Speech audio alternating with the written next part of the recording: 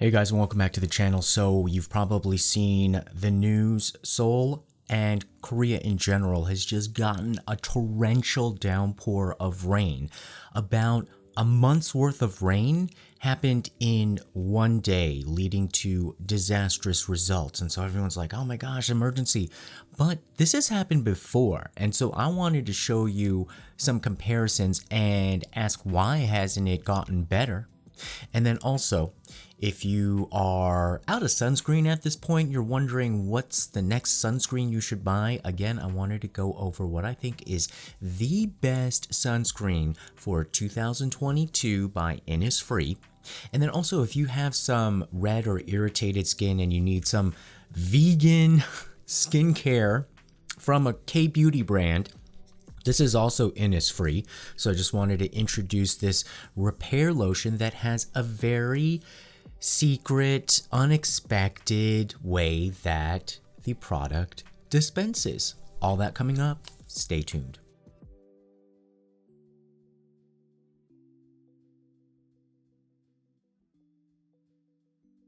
So this meme has been making the rounds. This guy is just chilling on top of his car because there is really nothing he can do and he's just taking it moment by moment. But he has certainly captured the moment that's going on in Korea.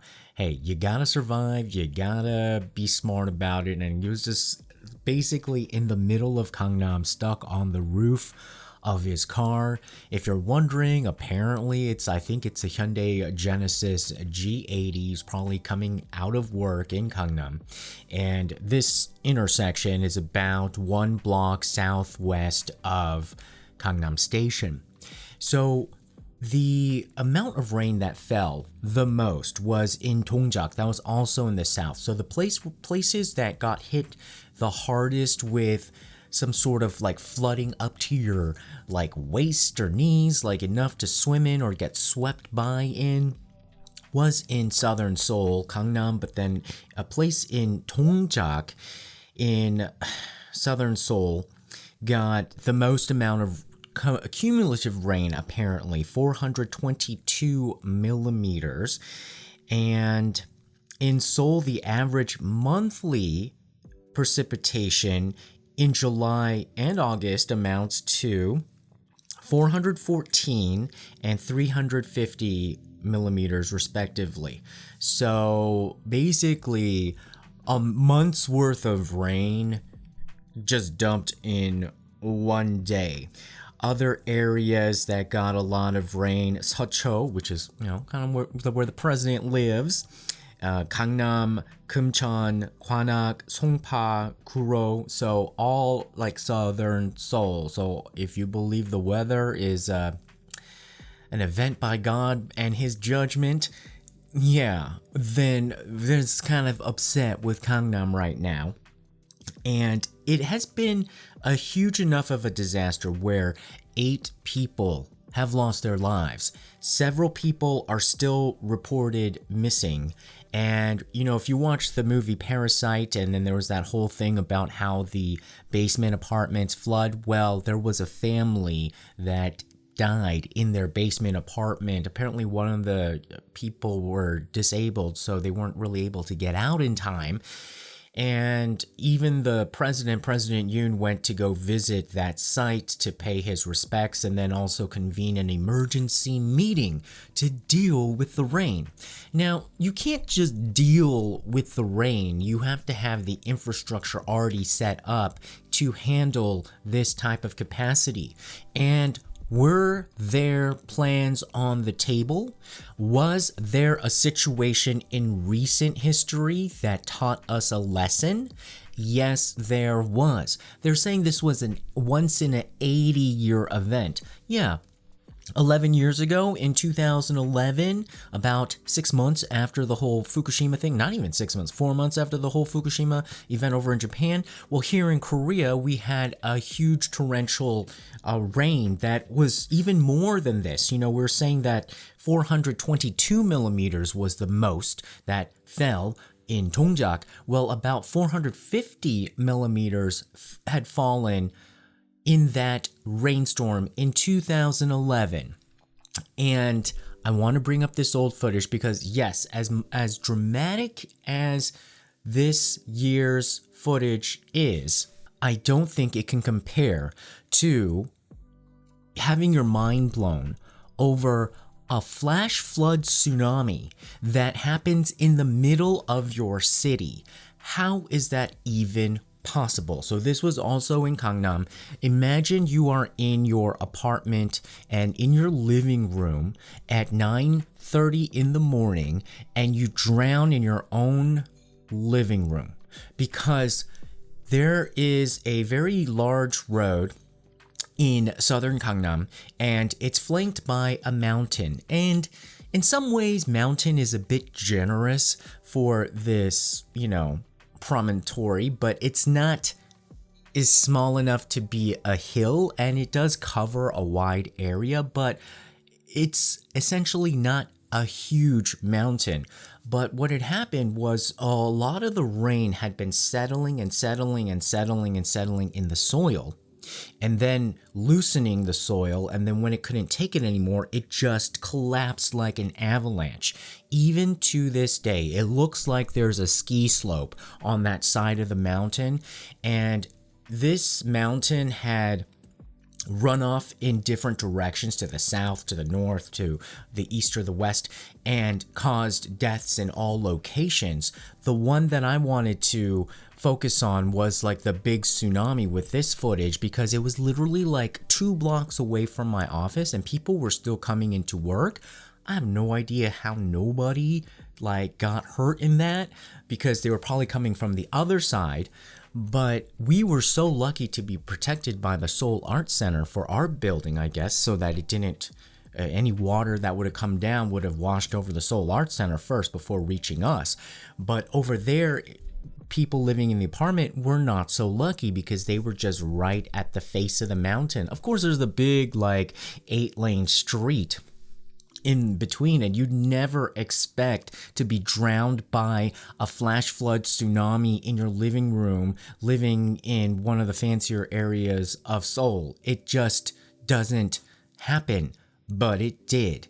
And the mayor at the time, se-hoon, he's also the mayor right now.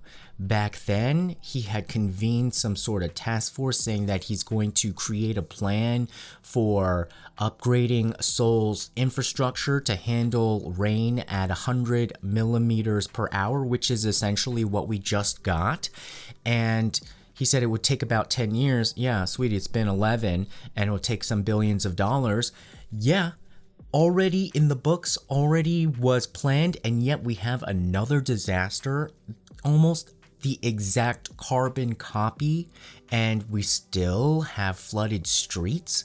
What is going on? Well, that mayor back then had fled his post, supposedly over some political conflict over whether or not to provide free school lunches for kids in public school.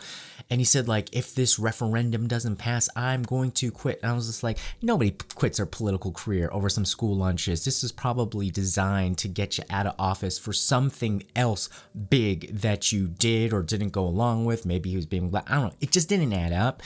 And so he was gone from the political scene for a few years. And then he had his comeback very recently and became the Seoul mayor, and then got reelected as the Seoul mayor.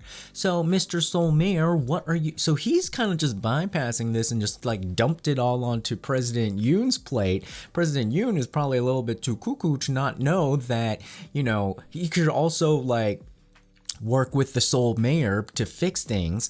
And a lot of the times is that the drainage system is the problem.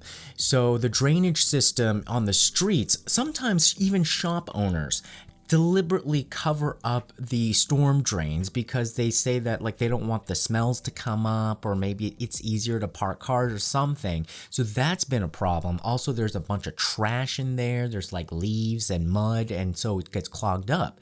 So there, in this recent storm yesterday, there was this video of one man. He was right outside of his area, opened up the grates, cleared it out, and then people were like, oh my god, the water just flowed right through. So if you actually let the systems that already are in operation work to their full potential, you would have like half the problems. The problem with the mountain, apparently, like some people were saying, like scientists that they try to make a media play on, was like, oh, it's inevitable, it's like always happens, this is just nature.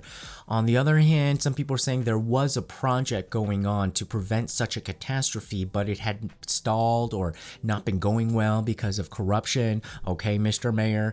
And now when you look at it, there are very clear channels going down the mountain that drain the water, so something like that does not happen again. And they even put up like a big barrier, like a protective shield on the apartments to make sure that that kind of tragedy never happens again.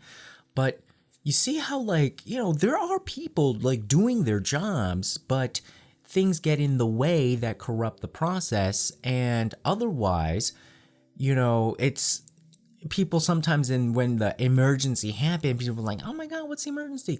But if you just let the people do their jobs while they're supposed to in advance, instead of trying to manipulate the process and cut some of the budgets and, like, you know, siphon off the resources or do whatever, then we wouldn't be in a situation like this. And my goodness, it's been horrendous. It's still raining. It's gonna be raining probably for the next week and a half, apparently. And you never know, because yesterday, before all the crazy amounts of rain happened, it seemed like the rain would kind of stop and, you know, things just kind of chilled out, and then boom, it poured. So that's what's happened to our summer. And one last thing, you know, if this mayor had not been so obsessed with whether or not the queer pride parade could happen, he could have been preparing for the rainy season instead of getting all political and then aligning with some of the cuckoo, like, extremist, cultish religious organizations, because I think God has spoken. God has sent down a Noah-level flood, and it has not been in your favor. So are any of you guys here in Seoul, and how have you gotten through the rain? And if you are in other parts of the world that are really rainy, do you have any advice for, like, how you get through stuff? Like, does everybody now have to get rain boots? But I think you got to get a fly fishing outfit at this point, with the way that the rain level has gone up and nothing is draining.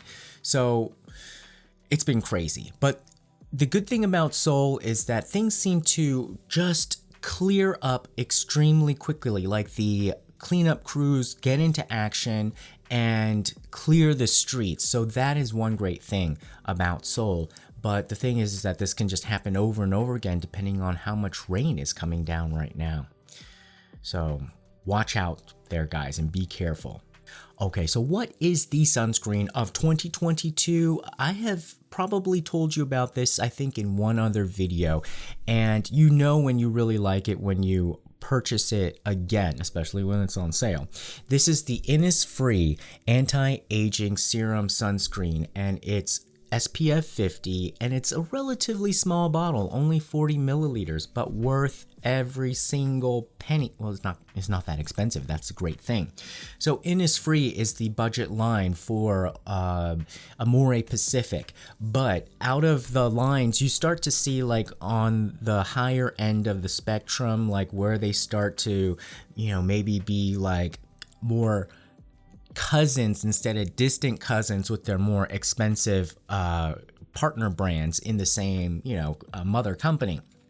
And so this is great because it does kind of feel like a bit of a serum, and that it's very hydrating, and it apparently has labeled itself as an organic sunscreen that soothes moisture and aging skin irritated by external harmful environments such as ultraviolet rays. And its main ingredient that they like to tout is rosemary for its antioxidant properties, and it's transparent. And so what I like about it is that, yes, it's transparent, it goes on very light, but it's not too watery, it's not thick at all. It almost does feel like you are putting on a serum, but maybe like a creamy serum. but it's a sunscreen. And like I said, it mixes so well with the BB cream, with my BB cream technique. So go to my other video on my beauty secrets to, see how that is done. So I would say, yes, this is the sunblock of 2022. All right, so also from Innisfree, not only organic, but vegan.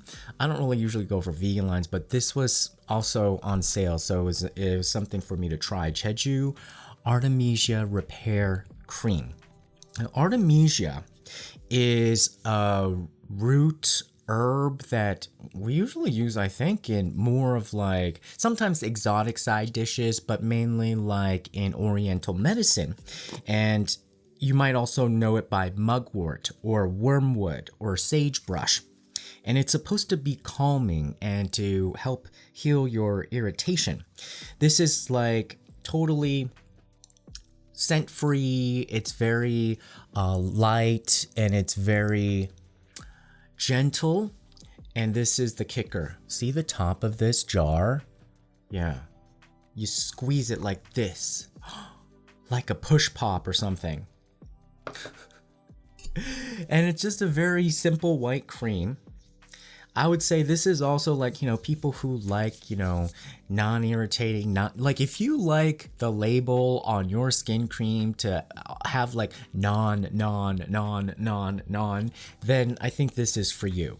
I generally don't, because I want it to say like it does this, and this. It gives you this, and this, not like it doesn't do, So I kind of found like, does this do anything? But if you want a vegan, very irritant-free cream that you can use day and night and has the repair functions of mugwort, wormwood, artemisia, I think that's the fancy term, then I think you could go for this. It says that it has a double effect of wrinkle improvement and whitening the skin, and has excellent effects on damaged skin. So if you're out in the sun and you want some more of a protective cream at night, maybe you want to check out this Artemisia. But if you want something that, and apparently this is organic. I didn't know it was organic, but this is the sunscreen of 2022. So what's your favorite sunscreen, you guys? And what do you think in general about the Innisfree line? I think there are enough people now around the world that have tried it, because it's one of the major brands that we use in Korea and that gets exported. So I'd love to hear your thoughts. All right, guys. Well, remember to comment below and like, share, and subscribe. And we'll see you again next time. Bye-bye.